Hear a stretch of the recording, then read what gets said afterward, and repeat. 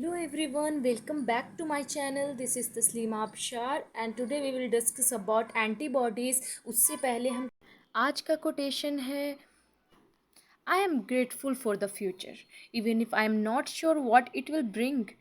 हम बहुत ज़्यादा ग्रेटफुल रहते हैं आज में कि चाहे जो भी फ्यूचर हो हमारा कहीं पर भी पहुँचे कुछ ना कुछ तो बेहतर होगा ही, है ना। गॉड कुछ ना कुछ अच्छा ही करते हैं। तो चलिए सबसे पहले हम देखते हैं कि होल ब्लड, ठीक है, यहाँ पे लिखते हैं होल ब्लड। पता है बहुत इजी होता है जब आप चार्ट टाइप का बना लेते हैं। तो जैसे होल ब्लड, ठीक है, इसको दो कैटेगरीज में डिवाइड किया गया है। जैसा कि आप जानते हैं प्लाज्मा, प्लाज्मा ब्लड में प्लाज्मा होती है और फॉर्म्ड एलिमेंट्स होते हैं, फॉर्म्ड एलिमेंट्स होते हैं। ओके, फॉर्म्ड एलिमेंट्स ज्यादा नहीं होते हैं, 45 से 40 से 45 होता है, 40 से 45% इन ब्लड। और प्लाज्मा कितनी होती है 55 से 60% इन ब्लड प्लाज्मा होती है। प्लाज्मा में अमीनो एसिड्स, प्रोटीन, प्रोटीन में कौन कौन, फाइब्रिनोजन, मेरी स्पेलिंग बहुत मिस्टेक होती है, फाइब्रिनोजन, एल्ब्यूमिन्स, है ना, ये सब प्रोटीन है। Globulin, okay. और होते हैं इलेक्ट्रोसाइट्स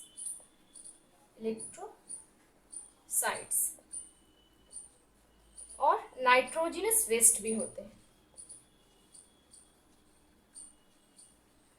अपने किडनी वाले एक्सक्रीशन यानी एक्सक्रीशन एंड ऑस्मो रेगुलेशन में नाइट्रोजनस वेस्ट पढ़ा होगा, जैसे urea, uric acid, ammonia etcetera, है ना, वो नाइट्रोजनस वेस्ट होते हैं। वो कहाँ प्रेजेंट होती है, प्लाज्मा में। फॉर्म्ड एलिमेंट्स में हम देखते हैं कि इसमें 3 एलिमेंट्स और आते हैं, जैसे कि ल्यूकोसाइट्स एक एलिमेंट्स है, ल्यूकोसाइट्स, प्लेटलेट्स एंड इरिथ्रोसाइट्स। अब आप सोचेंगे ल्यूकोसाइट्स है ना, ल्यूकोसाइट व्हाइट ब्लड सेल्स भी कहते हैं, लिख देते हैं हम यहाँ पे। एंड इरिथ्रोसाइट्स को क्या कहते हैं, रेड ब्लड सेल्स। ओके, तो व्हाइट ब्लड सेल को फर्दर 2 पार्ट्स में बांटा जाता है, ठीक हो, 2 भागों में बांटा जाता है। किस आधार पे, ग्रैन्यूल्स के आधार पे, ग्रैन्युलोसाइट एंड ए ग्रैन्युलोसाइट्स।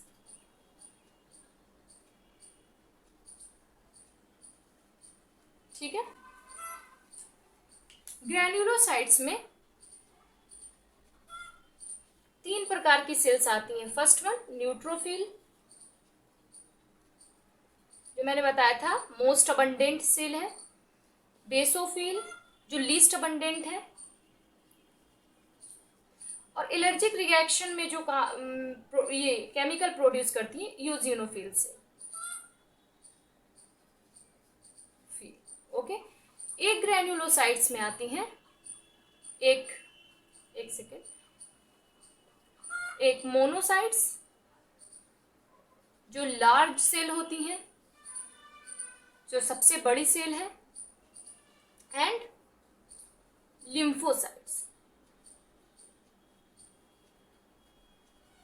लिम्फोसाइट्स को फर्दर 2 भागों में बांटा जाता है, B lymphocytes and T lymphocytes. Lymphocytes यहां पर लिख दे। लिम्फोसाइट को फर्दर 2 भागों में बांटा जाता है, कौन कौन, B lymphocyte and T lymphocyte. B lymphocyte से ही एंटीबॉडीज बनती है। तो अब हम एंटीबॉडी पर आते हैं। मेन तो मकसद मेरा यही था वीडियो बनाने का कि एंटीबॉडीज पर ही चर्चा की जाए, है ना, एंटीबॉडीज पर ही चर्चा किए जाए। एंटीबॉडीज क्या होती हैं, इसका स्ट्रक्चर क्या होता है, और ये बॉडी में कैसे फाइट करती है एंटीजन से, फॉरेन सब्सटेंसेस जो होते हैं, और एंटीबॉडीज़ कितनी टाइप्स की होती हैं। एक्चुअल में एंटीबॉडी पांच तरह की होती हैं। ओके, एंटीबॉडीज़ की खोज किसने की थी? Emil von Behring. मैंने इसलिए लिख कर लाया है क्योंकि बहुत ज़्यादा प्रॉब्लम हो जाती है, बहुत सारी चीज़ें छूट जाती हैं। सो मेरे को लगा कि सबसे बेटर यही तरीका है यहाँ पर समझाने का। तो एंटीबॉडीज़, सबसे पहली बात तो इसका डिफिनेशन जान लेते हैं, लेकिन उससे पहले ये जान लेते हैं कि किसने एंटीबॉडीज़ डिस्कवर की थी। इमिल वॉन बेहरिंग ने। डिफिनेशन है कि एंटीजन के रिस्पॉन्स में इम्यून सेल्स होती है। कौन कौन होती है immune cells? B lymphocyte and T lymphocyte. दो इम्यून सेल्स होती हैं।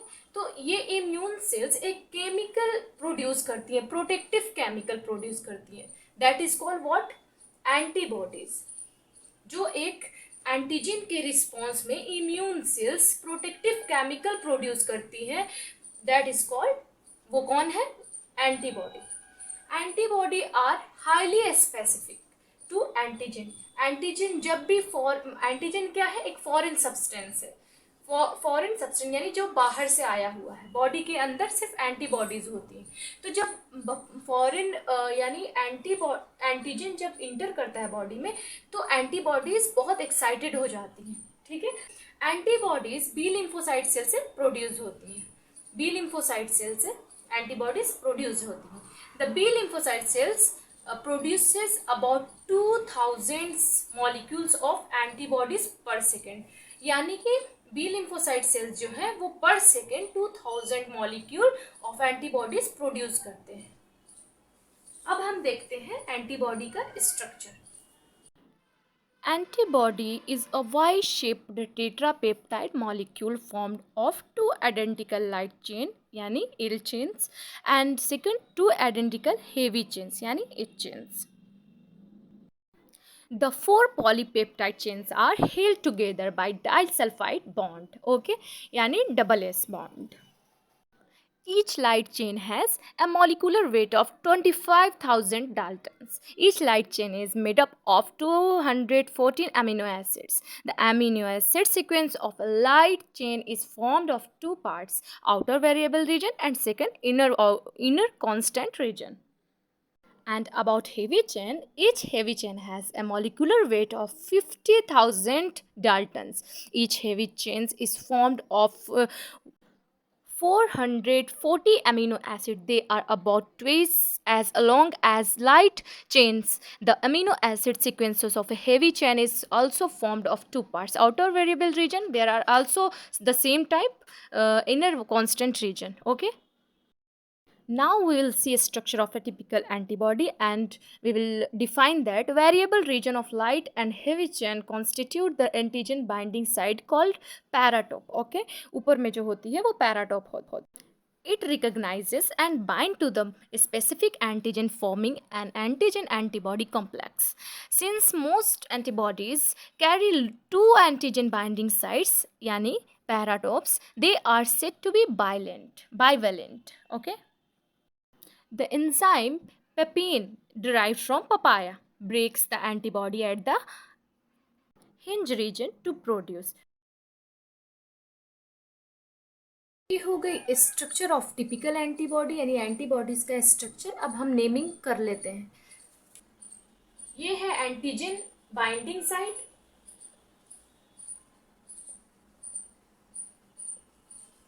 साइट, ये दिस वन, और ये है लाइट चेन,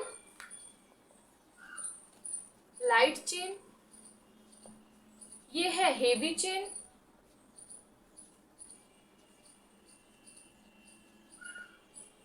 ये टाइप्स ऑफ एंटीबॉडीज देखते हैं। एंटीबॉडीज 5 तरह की होती हैं। IgG, IgA, IgD, IgE and IgM। तो अब देखते हैं, जैसे G जो होती है वो सबसे स्मॉलेस्ट होती है, smallest antibodies.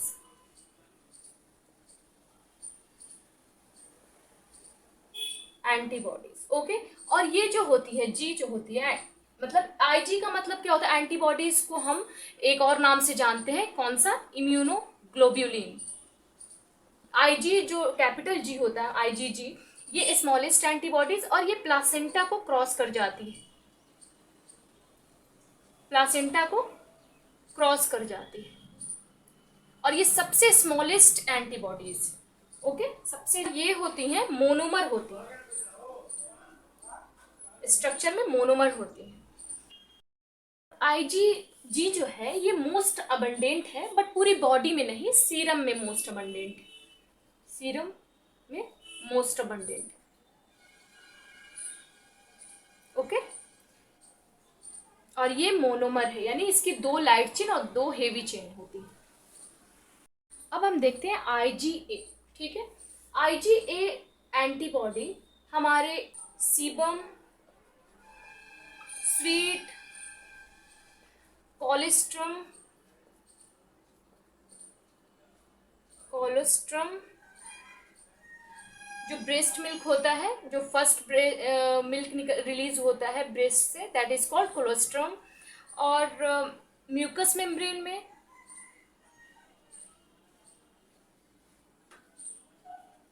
Mucus membrane of knows.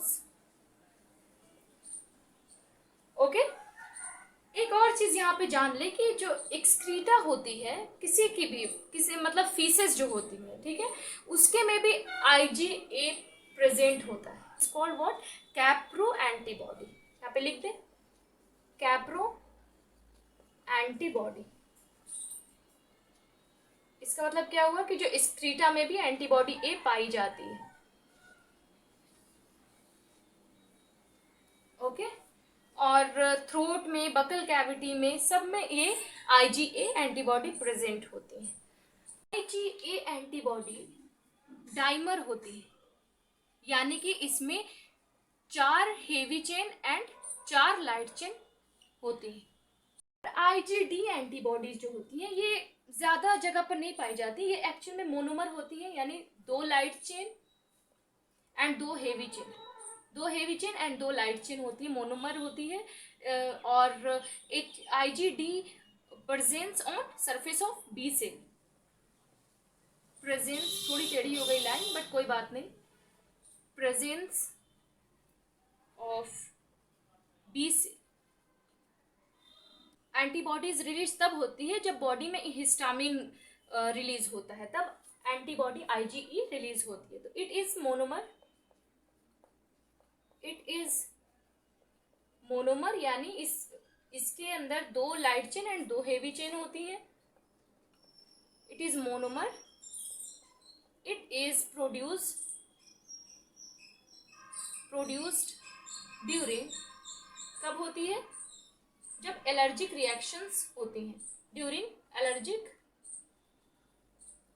Reactions के दौरान आईजीई एंटीबॉडी रिलीज होती है। आईजीएम जो होती है ये साइज में सबसे बड़ी एंटीबॉडी है।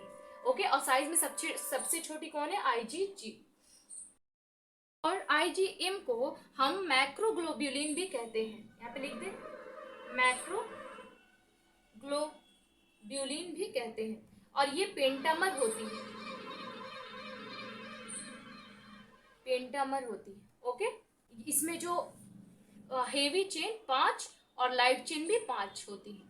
पेंटामर होती है कौन, आईजीएम, एंड ये लार्जेस्ट इन साइज होती है, यानी सबसे बड़ी होती है एंटीबॉडी। आईजीएम एंटीबॉडी तब रिलीज होती है जब ब्लड में इनकम्पैटिबिलिटी आ जाती है एबीओ ब्लड ग्रुप का, जैसे कि आपका बी पॉजिटिव है और आपको बी निगेटिव ब्लड ग्रुप आ गया है, तो उस टाइम कौन सी एंटीबॉडी रिलीज होगी, आईजीएम। ओके, तो यहां पे लिख देते हैं, it is produced, it is produced in response to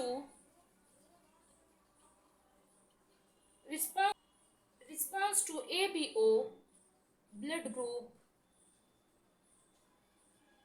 incompatibility।